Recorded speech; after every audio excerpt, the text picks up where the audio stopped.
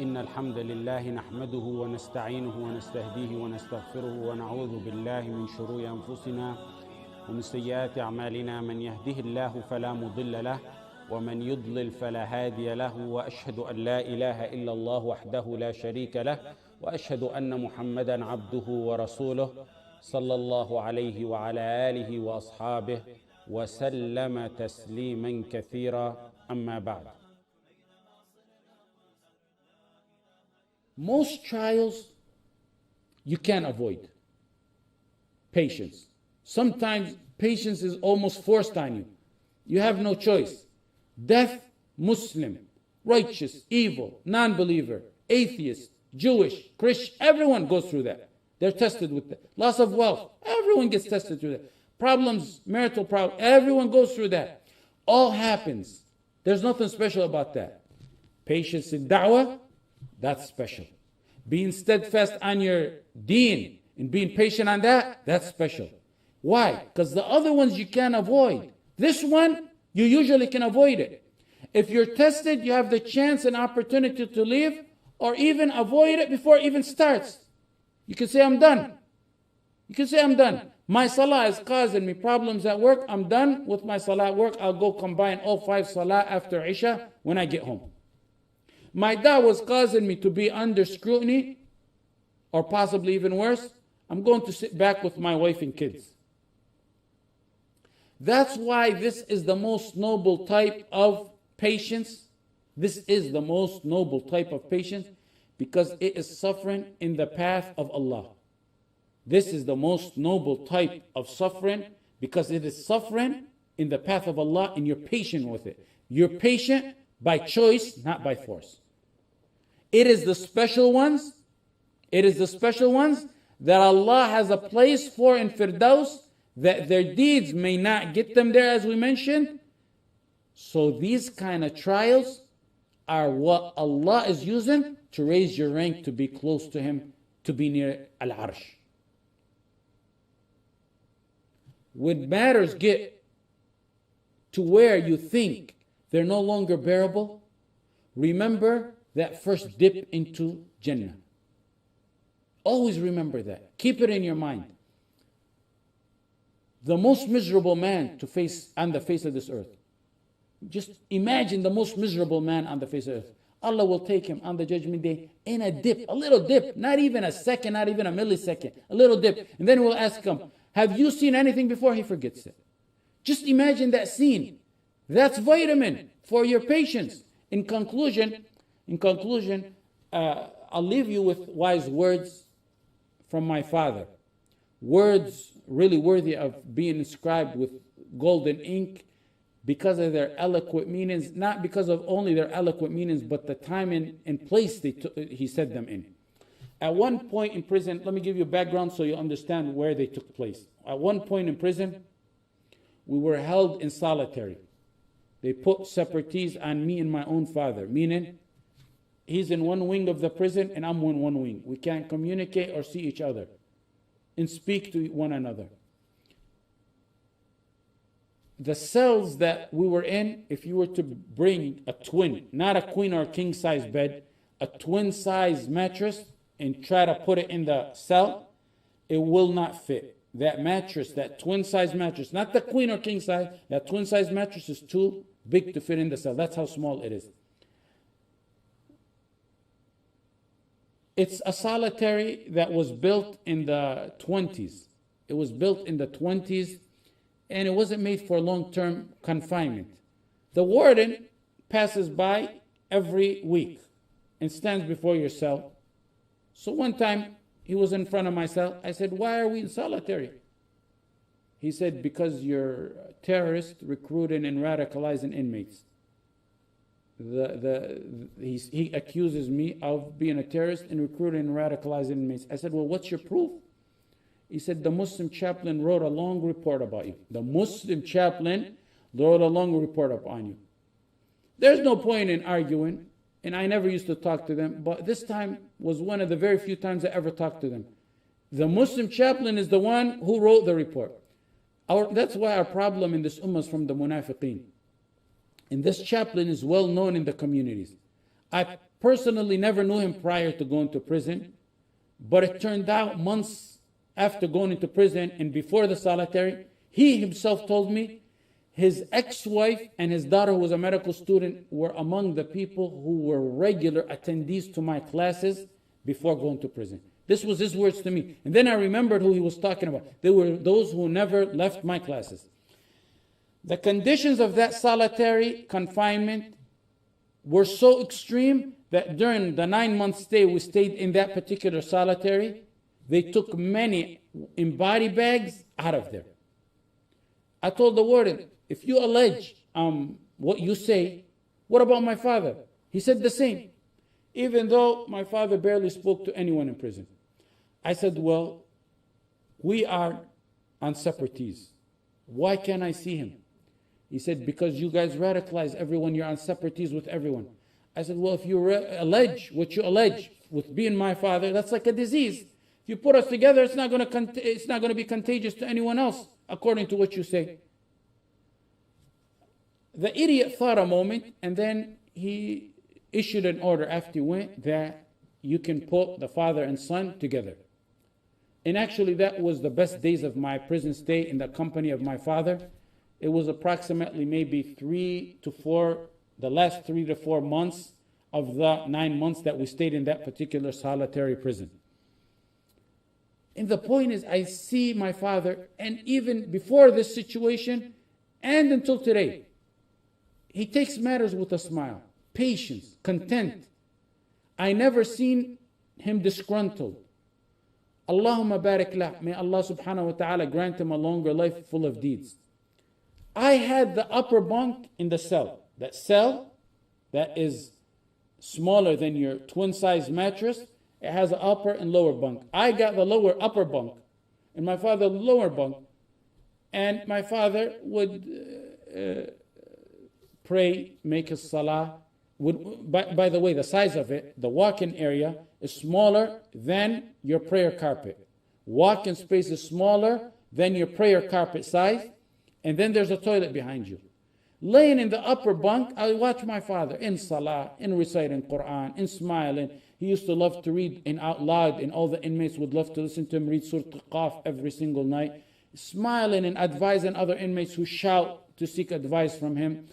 And at times he would stand at the bars and almost like give a khutbah. And all the inmates, Muslims and non-Muslim, because there's bars and they can hear you if your voice is loud, he would give a khutbah and advise them to both the Muslims and non-Muslim. And in that solitary, many embraced Islam. Alhamdulillah Rabbil Alameen. When my iman would get weak, like Ibn al-Qayyim said, he said it about his teacher Ibn Taymiyyah. He said, when we feel down, we would go to our Shaykh Ibn Taymiyyah. They feel down, they go to Shaykh Ibn Taymiyyah. He said, within moments, his words would reignite our iman. And that's what I seen of my father. A smile that never leaves his blessed face. May Allah grant him a long life full of deeds. Except in the dark nights, when he would cry and weep for Allah's mercy, forgiveness, in sujood, in salah. Freezing in that prison was below zero, because the freezing weather, that was in Michigan, and it gets below zero, and that they would take the blankets from us, imagine, in a weather that's below zero, in a building that has no function in heat. It's an asbestos manifest building with no function in heat. Sometimes they would pass by where they would purposely not give us food. Days, I say.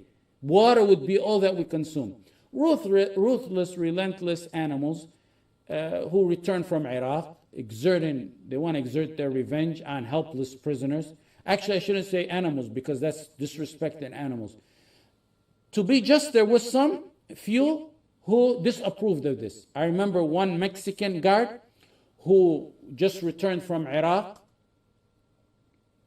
and he got his citizenship as a Mexican national in the US. He got it as a US for fighting. There's a statute or a law where those who fight for a number of years can get, with the American Army, can get their citizenship. He used to stand in front of the bars, in front of our cells, and look at my father and literally cry and say, I don't know how they could do this to you.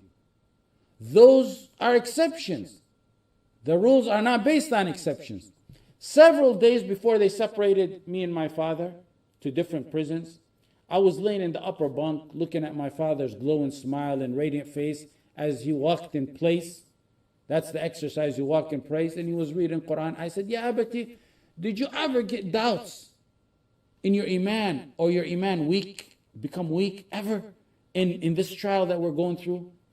The torture in prison, the family abandoned by the world, the illness that he's going through, the illness of my mother, may Allah raise her rank to Firdaus, loss of property, loss of nearly everything. Every last person you know is nowhere to be found, and more and more and more that you can go on. There comes a point where even the messengers say, حَتَّى إِذَا اسْتَيْأَسَ الرُّسُلُ وَظَنُّوا استيأس. Give up hope. حَتَّى يَقُولَ الرَّسُولُ وَالَّذِينَ آمَنُوا مَعَهُ, the verse we just mentioned, مَتَى نَصْرُ اللَّهِ. The messenger and the tight-knit, which are the close believers with the messenger, get afflicted with severe poverty and illness and are shaken to the point the messenger and those next to him say, when is the victory of Allah going to come? When the messengers gave up hope, حَتَّى إِذَا اسْتَيْأَسَ الرُّسُلُ. So messengers go through this. Ibn al-Qayyim rahimahullah said, when our Iman used to weaken, we go to our Shaykh Ibn Taymiyyah. I gave you that intro so you know what circumstances these words were said in, and you understand them. Because one laying on a mattress, $1,000 mattress, or $500 mattress, or a waterbed with his wife next to his side, is not like one sleeping on a bunk bed in a below zero weather, near below zero weather at times, with no heat and no blanket under him or on top of him. Or sometimes it would be the opposite. In summer, it would be extremely hot and no fan or no air condition. And it's an extremely closed building where you barely can get any air. My father's face lit up to my question with a serious look, and he looked me in the eyes and he said, among the most inspirational things I heard in my lifetime from someone living. He said, Habibi, if this didn't happen to us, that's when I would have doubts. If this didn't happen to us, that's when I would doubt the path. As a Muslim, as a da'iyah, as a Muslim steadfast on the path, it's not the binoculars you look at life is not like others look at it. They look at life as if they're going to graduate elementary, junior high, high school, finish their grade school. Then they look at life as going to undergrad, getting a master's, maybe a PhD, in the future getting married, or during that, possibly having kids, raising kids, and working. And then after all that, retiring, sitting on a rocking chair in some beachfront secluded resort with the old wife by his side, looking at their grandkids awaiting death. As a Muslim, you live for a cause, and that's not materialistic things are not your cause. قُلْ إِنَّ صَلَاتِي وَنُسُكِي وَمَحْيَاي. My life is for the sake of Allah. You strive for that cause and you endure the hardships that come along with it. You don't ask for them, but you expect them and you handle them. A man of principles and deen, let alone one who conveys it, is always going to face struggles. The sad thing is you read books and you read biography of mobsters, killers, and maybe communists, and people who follow the weirdest kind of ideologies. For example, John Gotti, a mobster. They, when you read about their life, have more patience for the filth that they believe in more than the people of La ilaha illallah do, and the patience that they endure for La ilaha illallah. You're amazed at that. My father was telling me he heard an interview by the famous reciter Abu Bakr al-Shatiri. And they asked Abu Bakr al-Shatiri, why does your tone when you recite Quran, the famous reciter, you all know him, why does your tone have some sadness to it? He said, when I began to memorize the Quran, I was hit with a calamity. And then the calamities used to fall one after the other. From then till today, they fall one after another upon me. So that's the life of the believer. You have to endure it with patience and stay steadfast and firm. Have these kind of matters in your head and in your belief and in your heart. That way, when a trial comes, you're strong enough to carry it on. I could actually, one of the points I wanted to give is many people who fail the test. Many people who we've heard of, and I could possibly name some names. I was going to name some. Because they're open about it. They're open about that they left the path that they were on before. Due to a small trial. Not even a trial. They seen the world's changing. Their world's review, how the world perceives things change. So they changed in accordance. How does one like that expect to be patient during trials if trials hit him? When he himself is doing it for the cause of others. Do you expect Allah to be by your side? With this we'll conclude because there's no more time. Inshallah, next week we're going to start with Wal Asr, Tafsir Surah Al-Asr, because that Tafsir Surah Al-Asr is the proof for these principles.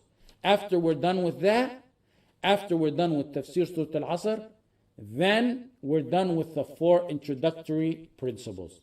Alhamdulillah Rabbil Alameen. وصلى الله على سيدنا محمد وعلى آله وصحبه